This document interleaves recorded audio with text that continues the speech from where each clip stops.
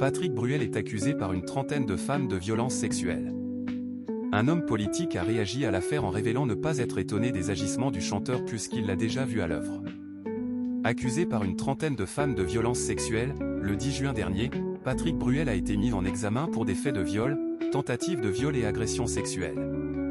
Libéré sous contrôle judiciaire, le chanteur a annulé sa tournée et reste soumis à un contrôle judiciaire strict.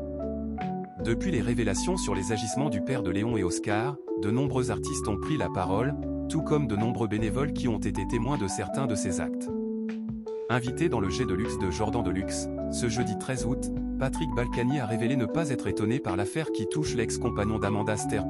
Pour cause, l'ancien maire de Levallois-Perret confie que son fils, Alexandre, a eu en quelque sorte affaire à Patrick Bruel.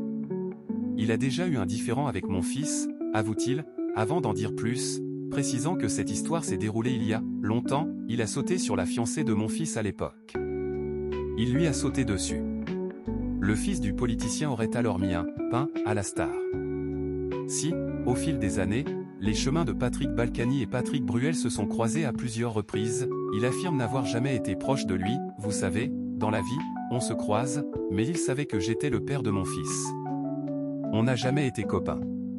Patrick Bruel, toujours en liberté malgré sa mise en examen, des voix s'élèvent. Si, depuis sa libération, Patrick Bruel a l'interdiction de quitter le territoire, d'entrer en contact avec les plaignantes, mais aussi de fréquenter des salons de massage, du côté des associations de lutte contre les violences sexuelles, les mesures sont jugées trop indulgentes. Invitée danser dans l'air sur France 5, Stéphanie Chéab, trésorière de Metou Média, n'a pas caché son incompréhension. C'est quand même extrêmement léger, a-t-elle estimé, évoquant plutôt une assignation à résidence pour encadrer les déplacements du chanteur.